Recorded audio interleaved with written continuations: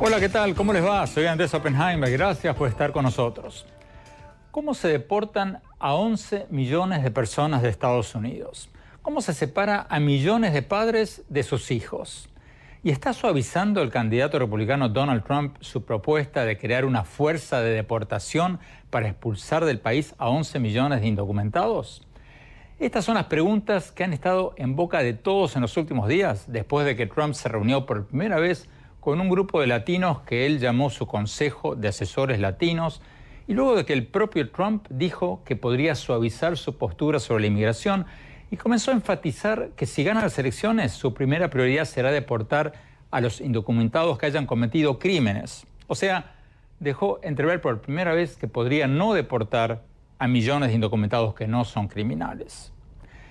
Trump dijo el 23 de agosto que ciertamente puede haber un ablandamiento, esas fueron sus palabras, porque dijo, nosotros no queremos dañar a la gente, queremos a la gente, tenemos algunas personas grandiosas en este país, vamos a acatar las leyes de este país, cierro comillas. Hoy tenemos con nosotros al presidente de Costa Rica, Luis Guillermo Solís, que acaba de reunirse con el presidente Barack Obama en la Casa Blanca. Le vamos a preguntar sobre si hablaron sobre Trump durante esta reunión. Le vamos a preguntar qué piensa de Trump y de su postura, por lo menos anterior, no sabemos si actual, de deportar a millones de indocumentados, y sobre varios otros temas que afectan a su país y a Latinoamérica. Tendría un efecto devastador. Estamos hablando de millones de seres humanos que tendrían que ser forzosamente devueltos a sus países de origen. En el caso centroamericano, sabemos que hay 4 o 5 millones de centroamericanos al menos que están en Estados Unidos, de diferentes países, de sus familias. Esto es una cantidad que resultaría inmanejable para los países, además de que, desde el punto de vista económico, la repatriación forzosa tendría un efecto muy grande, porque estos centroamericanos que viven, o latinoamericanos, si viven en los Estados Unidos, envían una gran cantidad de remesas a sus familias en su país de origen. Y luego vamos a hablar con la portavoz para medios hispanos del Comité Nacional del Partido Republicano, que estuvo en la reunión de Trump con sus asesores hispanos. Le vamos a preguntar si hay un cambio en la postura de Trump y si su partido, el Partido Republicano, no se ha convertido en el partido anti-inmigrante y anti-hispano. Señor Trump no es racista, no es una persona que mira con desprecio a la comunidad hispana y a ninguna otra comunidad, para decirte la verdad. Y luego, para escuchar el otro lado de la historia, vamos a hablar con Jorge Silva, el director de medios hispanos de la campaña de Hillary Clinton, que nos va a acompañar desde nuestros estudios en Nueva York. Bueno, empecemos con la entrevista al presidente de Costa Rica, Luis Guillermo Solís. Veamos.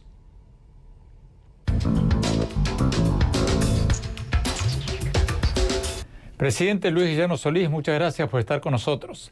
Presidente Solís, usted se acaba de reunir con el presidente Obama y con el vicepresidente Biden en momentos en que Estados Unidos, todos estamos intrigados ante algunas declaraciones del candidato Donald Trump que podrían indicar un cambio en su postura sobre la creación de una fuerza de deportación, como la llamó él, para expulsar a 11 millones de indocumentados. Acaba la pregunta. En su reunión con Obama, ¿se habló de Trump o de su plan de deportar a 11 millones de indocumentados? No, para nada. Le agradezco mucho que me dé la oportunidad de conversar con nuestros televidentes. Don Andrés, usted siempre es muy generoso con Costa Rica. En realidad no, todo lo contrario. Más bien hablamos del nuevo programa que hemos establecido que traerá a potenciales refugiados del Triángulo Norte de Centroamérica a San José en un número que no superará 200 personas a la vez y por un periodo no mayor de 6 meses, en preparación para su repatriación a los Estados Unidos o a otro lugar en donde puedan permanecer en esa condición de refugiados. Así es que no, sobre Trump no hablamos, ni tampoco sobre ese plan que me parece absurdo de pretender una expulsión masiva de migrantes de este país. Se me adelantó la siguiente pregunta, presidente. ¿Cómo afectaría a Centroamérica si Trump gana las elecciones y comienza a deportar masivamente a millones de indocumentados? Bueno, tendría un efecto devastador. Estamos hablando de millones de seres humanos que tendrían que ser forzosamente devueltos a sus países de origen. En el caso centroamericano, sabemos que hay 4 o 5 millones de centroamericanos al menos que están en Estados Unidos, de diferentes países, de sus familias. Esto es una cantidad que resultaría inmanejable para los países, además de que, desde el punto de vista económico, la repatriación forzosa tendría un efecto muy grande, porque estos centroamericanos que viven, o latinoamericanos, viven en los Estados Unidos, envían una gran cantidad de remesas a sus familias en su país de origen. Presidente Solís, en la reunión con el presidente Obama, usted expresó temores, o por lo menos así lo leí en la prensa, expresó temores por lo que usted llamó la remilitarización de Nicaragua. Concretamente, ¿de qué estaba hablando usted? ¿Se estaba refiriendo a la compra de tanques rusos por parte de Nicaragua? Sí, efectivamente me refería a la compra de tanques, helicópteros, lanzamisiles, lanchas que tienen capacidad militar y que en un número indeterminado pero significativo ha ya hecho público el gobierno de Nicaragua y el gobierno de Rusia. La verdad, como lo decía también en esas declaraciones, cada gobierno tiene el derecho de comprar el equipamiento militar que lo desee. Costa Rica no tiene fuerzas armadas, y en ese sentido pues nos sentimos incómodos con un vecino que se está rearmando con una hipótesis de conflicto que claramente no está dirigida a Costa Rica, pero que nos afecta por razones obvias. Ahora, el gobierno de Nicaragua dice que estas armas son para combatir el narcotráfico. ¿Cómo saber que no están diciendo la verdad?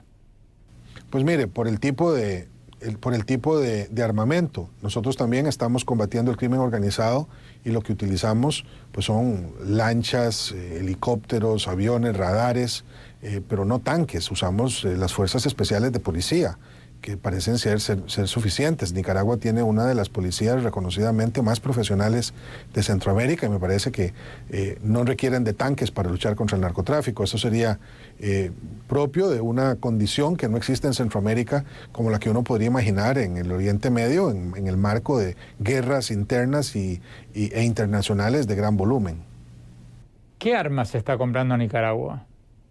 Bueno, lo que tenemos es lo que hemos mirado en los medios de comunicación. Son tanques, son aviones de combate, son lanchas misileras, equipamiento de infantería y de digamos, nivel medio de sofisticación.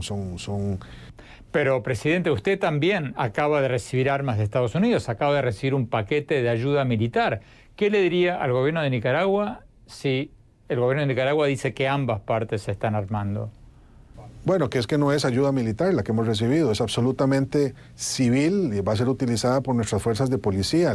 Los aviones que tenemos no son aviones de combate, son aviones de transporte. Los helicópteros no están artillados, no hay en la cooperación de los Estados Unidos ni una sola arma.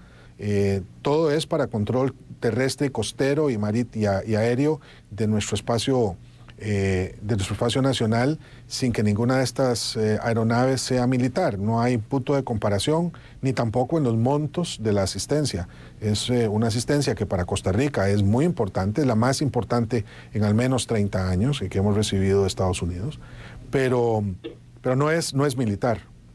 Usted también dijo en Washington, presidente, que su vecino centroamericano, el presidente Daniel Ortega de Nicaragua, ha adquirido demasiado poder. ¿Usted cree que las próximas elecciones de Nicaragua van a ser libres y justas?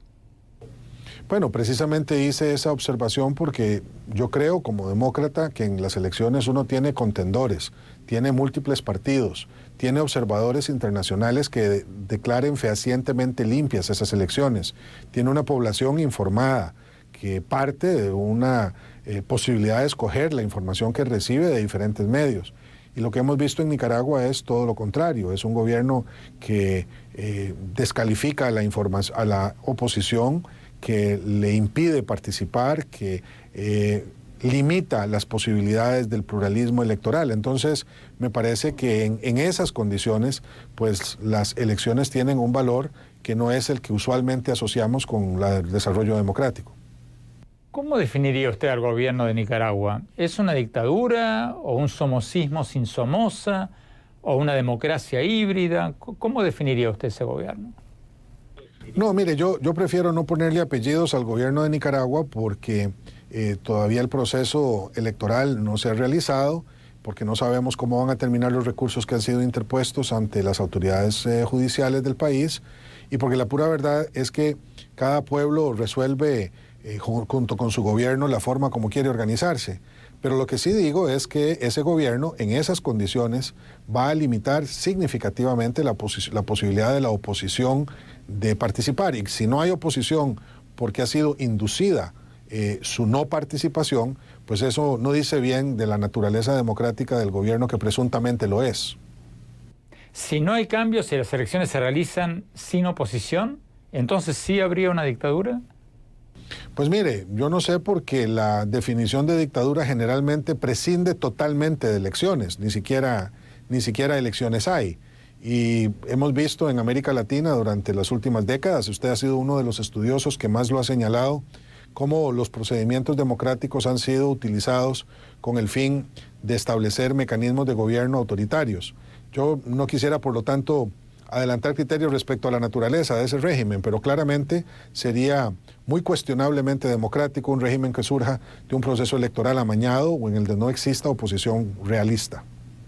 Volvamos a la campaña presidencial de Estados Unidos y a Donald Trump, presidente. Ambas campañas, la de Trump y en menor medida la de Hillary Clinton, están hablando en contra del libre comercio. Acaba la pregunta, ¿eso es algo que les preocupa a ustedes como costarricenses, como centroamericanos? Pues mire, yo creo que el mundo se ha dirigido hasta ahora en la dirección de una apertura comercial inexorable, incluso para aquellos de nosotros que hemos expresado dudas sobre cómo se vincula esa economía globalizada, dinámica con los mercados internos y la necesidad de compatibilizarla de manera tal que tengamos aviones volando con dos motores y no solo uno. La idea de eliminar el comercio, libre comercio como una realidad que hoy permea todas las estructuras del mundo pareciera absurda. Cuando usted se encuentra con sus colegas latinoamericanos, presidente, en las cumbres a las que van, ¿es un tema del que hablan esto del libre comercio y de la postura de Trump y de Clinton? ¿Es un tema que les preocupa o lo ven como una cuestión retórica de campaña, discursos de campaña? No, ha sido un tema que se ve como retórica de campaña porque claramente no pareciera realista que alguien pueda hacerlo de manera unipersonal y declarativa, ¿verdad? Más bien las reuniones se debaten en otros ámbitos, cómo se va a implementar la Alianza del Pacífico, cómo es que los Estados Unidos eventualmente, como lo ha señalado el presidente Obama, participarán en el TPP, qué significa el establecimiento de una alianza transatlántica, pero no sobre el fin de la globalización. Eso me parece que no es realista ni es viable, especialmente por razones tecnológicas incluso.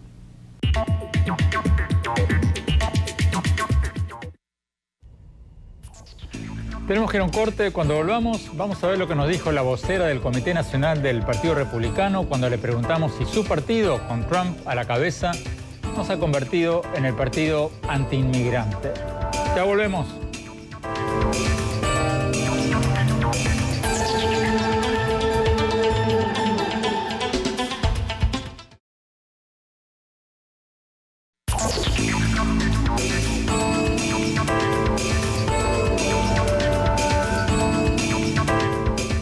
Gracias por seguir con nosotros. Estamos analizando si el candidato Donald Trump está suavizando o tratando de cambiarle el envoltorio a su propuesta de deportar a 11 millones de indocumentados.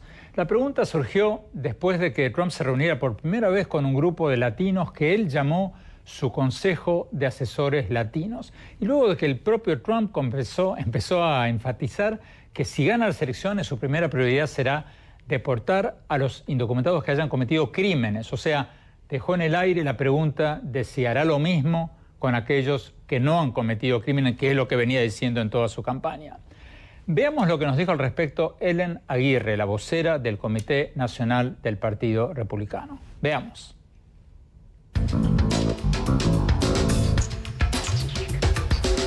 Helen Aguirre, muchas gracias por estar con nosotros. Helen, usted es la vocera oficial del Comité Nacional del Partido Republicano, el partido de Donald Trump, para los medios hispanos. Y en los últimos días, Trump tuvo su primera reunión con un grupo de hispanos que él llama su Consejo Asesor Hispano. Y ahora dice Trump, que si gana las elecciones hará una política migratoria firme pero justa y humana. ¿Se está gestando un cambio en la política migratoria de Trump? Bueno, primero te quiero decir que soy vocera para los medios de comunicación hispanos para el Comité Nacional del Partido Republicano. Eso es lo que dije. Pero sí, ciertamente estamos trabajando en conjunto con la campaña del señor Trump para darle todo el apoyo, particularmente en cuanto a infraestructura que puedan necesitar para la campaña. Pero al tema de a lo que te refieres principalmente, con lo que tiene que ver con inmigración, ciertamente hubo una reunión el sábado pasado en donde el Consejo Nacional de Asesores Hispanos pro-Trump se reunieron con el señor Trump en Nueva York y se habló sobre muchos temas que le interesa a la comunidad hispana y en donde el señor Trump fue enfático en su apoyo y tiene que ver con, por ejemplo, libertad religiosa, con acuerdos comerciales que sean beneficiosos para los Estados Unidos, así como para el mundo internacional. También se habló mucho sobre empleos y economía, y también se habló de school choice y cómo ayudar a aquellos hispanos que por motivos X viven en un código postal en donde tú no tienes acceso a una buena educación y que eso hay que cambiarlo a través de school choice. Entonces, en el tema de inmigración, el señor Trump no opinó ni uno ni otro. Hizo varias preguntas y todos los miembros del Consejo dieron sus opiniones y hablaron que si una frontera segura, bueno, todo el mundo estuvo de acuerdo que hay que asegurar la frontera como prioridad nacional. Y también se habló sobre cómo aligerar las visas, qué tipo de visas son prudentes, cómo inmigración afecta positiva o negativamente la economía y desde luego qué hacer con los 12 millones de indocumentados que viven en el país. El señor Trump nunca dijo la palabra legalización, nunca dijo la palabra deportación. O sea, te puedo decir, Andrés, categóricamente que después de haber tenido esta reunión en donde sí habló enfáticamente a favor de la libertad religiosa y que hay que conservarla y tener jueces que interpreten las leyes que respete eso, después que habló enfáticamente a favor de negociar de nuevo los acuerdos comerciales con otros países y que habló enfáticamente a favor de school choice, por ejemplo, y él no decir nada sobre inmigración, nos deja decir que no sabemos. Helen, perdón, pero no me has contestado la pregunta. La pregunta era si se está gestando un cambio en la política migratoria de Trump después de que su jefa de campaña, la jefa de campaña de Trump, Kellyanne Conway, dijo a CNN cuando se le preguntó si Trump cambió su postura sobre si crear una fuerza de deportación para expulsar a 11 millones de indocumentados, y su respuesta fue: eso está por ser determinado. Entonces, la pregunta es, ¿cambió o no cambió la postura de Trump sobre migración? Andrés, ellos son los únicos que lo pueden decir. O sea, yo no soy parte de la campaña. Yo solo te puedo decir por qué pienso, y es lo que te trataba de explicar, por qué pienso que ellos están definiendo su política, porque en el tema de inmigración fue el único tema en donde él realmente no opinó. Y entonces me da a mí entender de que ellos están pensando su política y yo no hablo por la campaña. O sea, yo solo te puedo decir lo que yo vi en esa reunión donde yo estuve. Y si Kellyanne Conway dice to be determined, o sea, que lo estamos revisando, lo estamos pensando, ellos sabrán lo que están hablando y negociando. Yo solo te puedo decir lo que yo escuché. Lo que él ha sido categórico después de esa reunión. Bueno, en la reunión él dijo que tenía que ser justo, o sea, una reforma, o sea, que las leyes migratorias tenían que ser justas. Y después de eso dijo también firme. Justo, firme, humano, son los tres ingredientes. Helen, tú dices que la política se está definiendo, pero al mismo tiempo dices que tú no puedes hablar por la campaña de Trump. Acaba mi pregunta. ¿No hay un gran desprecio de la campaña de Trump por los latinos? Porque tú dices que no hablas por Trump, pero la campaña de Trump no tiene absolutamente ningún representante para la prensa latina. El candidato no ha dado absolutamente ninguna entrevista a un medio importante latino, ni responden los pedidos. Le hemos pedido nosotros más de una docena de veces al candidato una entrevista. Hemos entrevistado 3 veces al presidente Obama y el candidato Trump ni siquiera responde a nuestros llamados. Entonces, acaba mi pregunta. Tú dices que no representas a la campaña sino al partido, pero la campaña no tiene absolutamente a nadie que hable con la prensa hispana. ¿No es una señal de desprecio eso? ¿O una señal que Trump ya tiró la toalla y directamente descontó el voto hispano?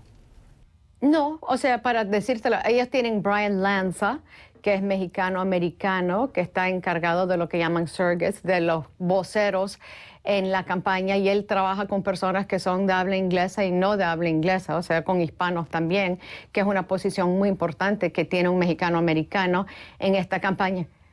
¿Y cómo puede ser entonces que no haya dado ninguna entrevista a un medio hispano el candidato Donald Trump? Bueno, yo quisiera que lo hiciera, y hemos hablado y precisamente hablamos de eso y la importancia de eso el sábado pasado, y él demostró su interés de hacerlo y se lo dijo también a los que estaban ahí presentes de su campaña, de su personal, y ojalá que lo veamos pronto, porque yo creo que sí es importante, Andrés. O sea, mira, el señor Trump no es racista, no es una persona que mira con desprecio a la comunidad hispana y a ninguna otra comunidad, para decirte la verdad. Eso no ha sido su intención, pero sí yo creo que hablar directamente con las comunidades es importante. Yo estoy a favor de ello y creo que vas a ver una respuesta a tu pregunta. Ahora, eso sí, he oído observaciones de muchos medios de que quisieran, en inglés y en español, de que contestaran las peticiones a los medios de una manera más eficaz. Se los he dejado saber, porque no tiene nada que ver simplemente con los medios hispanos, sino simplemente yo creo que han esperado y aguantado mucho en desarrollar su infraestructura, y sí, ciertamente, atender a la prensa es importante.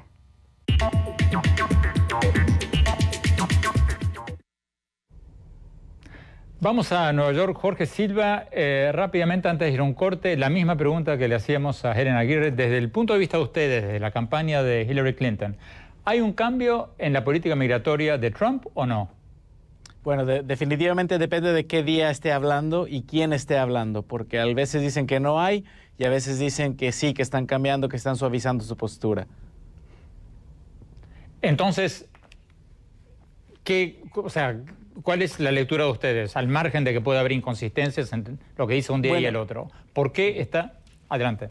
Definitivamente parece ser que la campaña sigue diciendo que ellos no han cambiado la postura con la que ellos iniciaron. El mismo Trump ha dicho que lo que él quiere es aplicar las leyes de manera firme. Aplicar esas leyes significaría deportar a las familias que están en este momento, a todas las personas indocumentadas, ya que la única manera por las cuales ellos no están siendo deportados en este momento son por las protecciones del presidente Obama. Entonces, lo que Hillary Clinton ha dicho desde un principio es que tenemos que cambiar estas leyes que están disfuncionales, que no funcionan. Pero el señor Trump no ha dicho eso. Él ha dicho que quiere aplicar las leyes, que quiere aplicarlas de una manera firme, y ha dicho que, bueno, que quiere trabajar con las personas que están aquí. El otro día dijo que quería ver qué hacía con las familias, que tenían que trabajar con ellos. Abrió la puerta, creo que, a una legalización. No hemos escuchado realmente cuál es su plan, pero lo que sí es cierto es que una persona del partido dice una cosa, una persona de su campaña dice otra, y él dice otra completamente diferente. Tenemos que ir a un corte. Cuando volvamos, vamos a ver lo que nos dijo la vocera del Comité Nacional del Partido Republicano, Helen Aguirre, cuando le preguntamos si su partido, el Partido Republicano, no se ha convertido en el partido anti-inmigrante. Ya volvemos.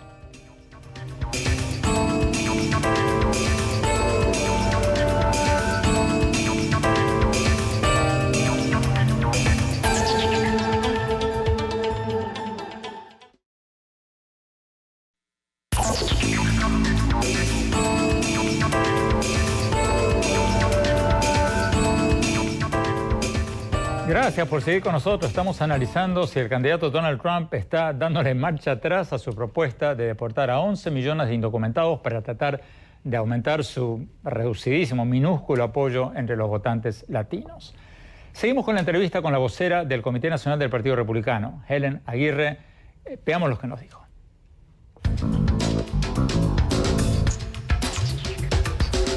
Helen Aguirre, tú debes tener el trabajo más difícil del mundo, porque el voto latino para tu partido, el Partido Republicano, ha caído en picada. El expresidente George W. Bush ganó el 40% del voto hispano en el 2004. John McCain ganó el 31% del voto hispano en las elecciones del 2008. El candidato de tu partido, Mitt Romney, ganó el 27% del voto hispano en el 2012. Y tu candidato de ahora, el candidato del Partido Republicano ahora, Donald Trump, tiene el 16% del voto hispano. O sea, el voto hispano ha estado huyendo despavorido de tu partido. ¿Qué van a hacer ustedes para revertir esa tendencia? Bueno, Andrés, ciertamente es importante, o sea, es algo que lo miramos y lo analizamos diariamente y ciertamente tenemos mucho trabajo que hacer sobre ello. Lo que sí te puedo decir es que aunque los números actualmente no indican la mejor suerte para el Partido Republicano en lo que va a la Casa Blanca, nosotros sí tenemos encuestas que nos demuestran que estamos alrededor del 20-22% a nivel nacional con la intención del voto hispano y hay varios mensajes que hay que enfatizar. O sea, primero que economía y empleo es sumamente importante y poder tener un mensaje positivo sobre ello es algo en donde tenemos que enfocar. Libertad religiosa también es importante, particularmente para muchos hispanos que es evangélico. Tenemos que trabajar arduamente sobre educación. Difícil conseguir empleo con buenas condiciones si uno no tiene una buena educación, pero hablar directamente con la comunidad yo creo que es algo que tiene que ver. Ahora, dicho sea de paso, cuando uno miró la primaria republicana, tuvimos 2 candidatos hispanos que llegaron hasta el final en lo que fue la contienda de 17 candidatos. O sea, yo creo que dice mucho del partido en donde nosotros tenemos candidatos tan importantes que pueden competir nacionalmente y que los 2 eran senadores que tenían poco tiempo en el Senado y a la vez tenían una voz y una habilidad de arrastrar y de enamorar de buena manera al votante, que creo que es impactante. No hemos oído lo último de ellos, vamos a estar escuchando mucho más de ellos, pero yo creo que eso dice mucho del mensaje republicano y del Partido Republicano que permite que esas voces y esos jóvenes hispanos puedan tener un impacto nacional. En el Partido Demócrata tuviste, bueno, todos viejos, todos blancos, no hispanos, y mira. Perdón, Helen Aguirre, pero en la Convención Nacional Demócrata había un mar de caras negras, latinas, asiáticas, y en la Convención Republicana, lo publiqué en mi columna del Miami Herald, de los 2.700 y pico delegados que había, según el Washington Post, solo 11 afroamericanos. Pero déjame volver a mi pregunta. ¿El Partido Republicano no se ha virado tanto a posturas anti-inmigrantes y anti-latinoamericanas que hoy es visto como el partido antilatino? Porque ¿cómo te explicas que el voto latino para tu partido haya caído del 40% al 16% en apenas 12 años? ¿No es por el mensaje cada vez más anti-inmigrante de los abanderados del partido? No, yo te voy a decir, o sea, Mitt Romney no fue antiinmigrante y ciertamente lo que nosotros estamos hablando y lo que Donald Trump está diciendo es que nosotros queremos inmigración legal. ¿Desde cuándo desear un proceso legal, Andrés Oppenheimer, es algo antiestadounidense? Es ser antihispano. Los hispanos son los primeros, los indocumentados son los primeros que son víctimas del proceso. O sea, estamos hablando hoy en día que no es, pero es que estamos hablando, Andrés, de algo que no tiene que ver. Estamos hablando de tráfico humano y no de inmigración. Pero, Helen Aguirre, ¿no es antihispano decir, como dijo Trump, que los mexicanos están mandando a sus criminales, a sus violadores? ¿No es antihispano decir que un juez, por cierto, nacido en Estados Unidos, nacido en Indiana, el juez Gonzalo Curiel, no es apto para ejercer sus funciones en un caso referente a Trump University por ser de origen mexicano? ¿No es antiinmigrante decir en un Twitter el 24 de agosto del 2015 de Donald Trump, decir que Jeb Bush estaba loco porque habla mexicano, que esto es Estados Unidos, que habla inglés, etcétera, etcétera, etcétera? ¿No es antiinmigrante todo eso? Mira, yo no creo que es antiinmigrante. Ciertamente no es el tono, como tú muy bien conoces, no es el tono ni las maneras de expresarse a como yo lo diría, y yo no estoy de acuerdo con esas caracterizaciones del inmigrante mexicano, ciertamente, y En eso estamos claros, Andrés, y tú me conoces sobre ese tema. Pero el señor Trump dice que lo que él se refería era ese aspecto criminal, y ciertamente hay en todo grupo, hay personas buenas y hay personas malas, pero ciertamente en lo que en lo que tiene que ver con los indocumentados, es un grupo mínimo, es un punto muy, muy pequeño, y en eso estamos tú y yo totalmente, me parece que estamos de acuerdo. Pero lo que sí tenemos que tener es orden y leyes en el país que se respeten. Y uno no puede decir que no vamos a tener, o sea, podemos tener acción ejecutiva sin trabajar y tener leyes que realmente sean viables y que se puedan aplicar. Nosotros necesitamos leyes de inmigración que sean más fáciles de poderlas cumplir con ellas, y que la inmigración ilegal sea más difícil. Y yo creo que todo país, Argentina, México, Nicaragua, todo país desea y busca ese tipo de orden. O somos un estado, o vivimos con un estado de derecho, o vivimos en anarquía.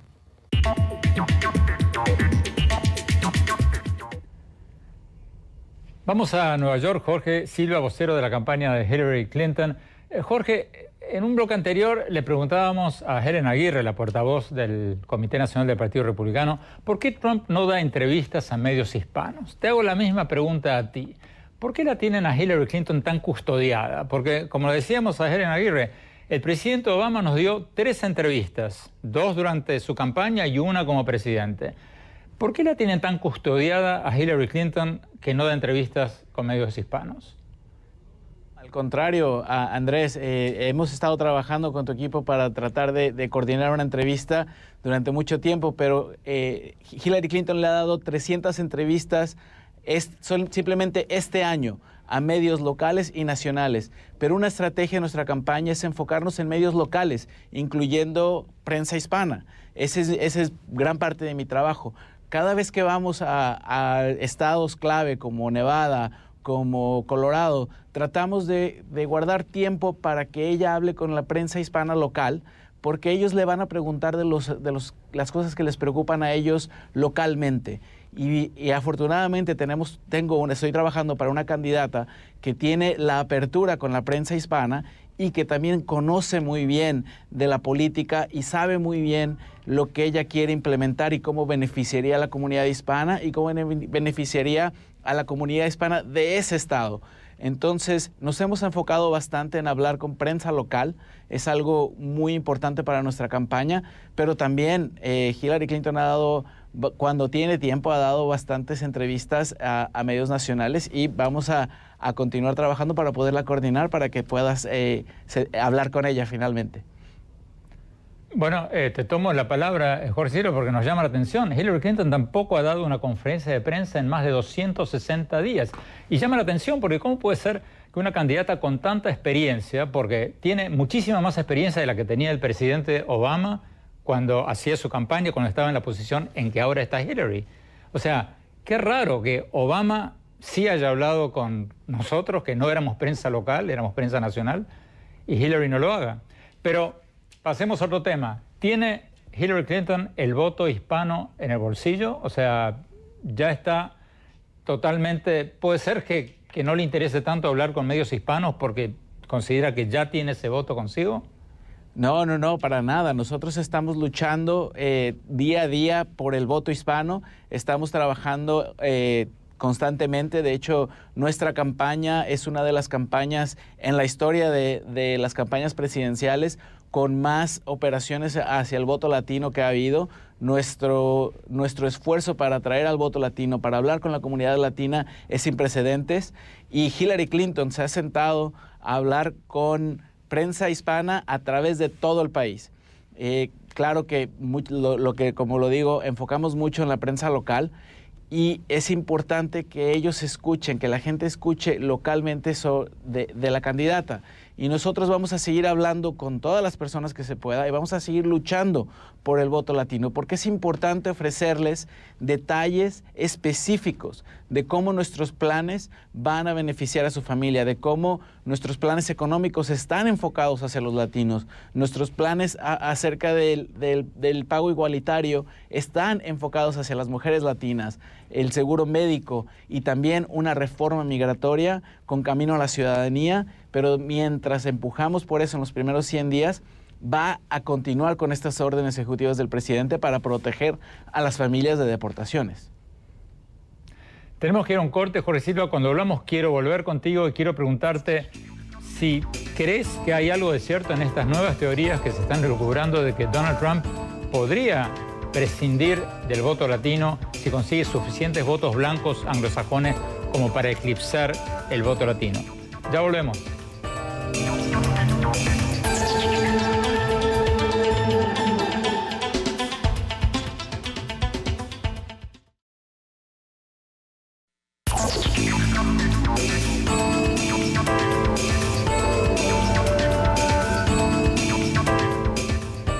Gracias por seguir con nosotros. Estamos analizando los últimos acontecimientos de la campaña presidencial en Estados Unidos. Y Jorge Silva, en Nueva York, vocero de la campaña de Hillary Clinton, hay una creciente corriente de opinión entre los encuestadores en Estados Unidos, según la cual Trump podría ganar sin el voto hispano. O sea, si él logra que millones de ciudadanos blancos anglosajones que antes no votaban salgan a votar, atraídos por el mensaje anti-inmigrante de Trump, podría ganar sin el voto hispano. ¿Cierto o falso? Bueno, creo que eso es... He escuchado algo de esos cálculos, pero creo que esos cálculos están equivocados. La verdad es que el voto hispano ha demostrado su fuerza y ha demostrado que es muy importante para poder llegar a la presidencia. Lo vimos desde el presidente Bush.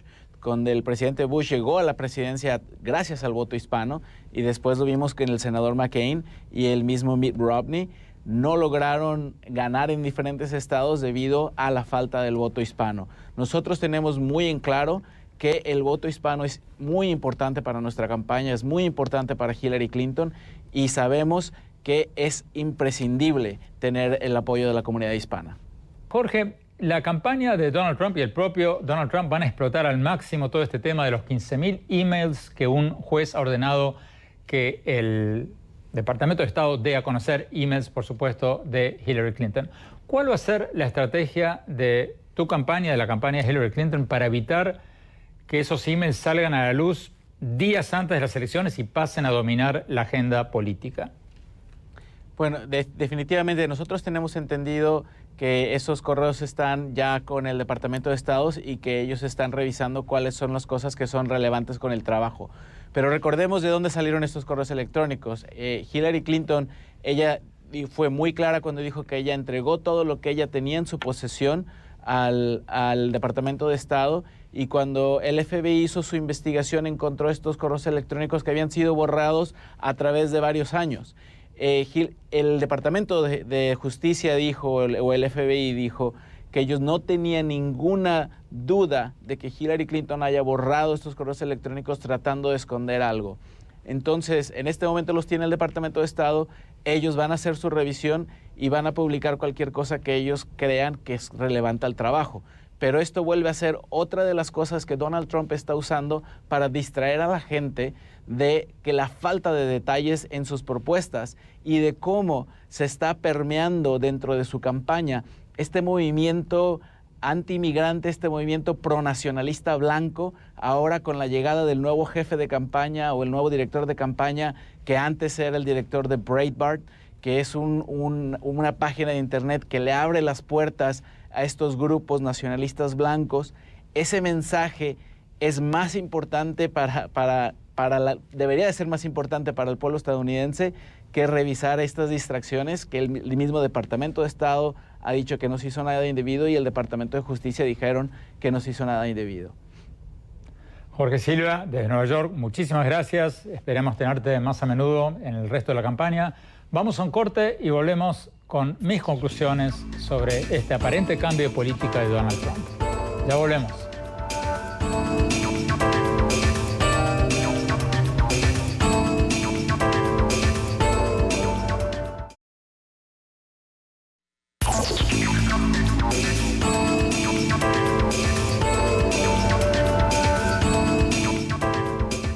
Muchas gracias por habernos acompañado y no se olviden de seguirnos en nuestro Twitter, @OppenheimerA, en nuestro Facebook, Andrés Oppenheimer, y en nuestra página web, andresoppenheimer.com.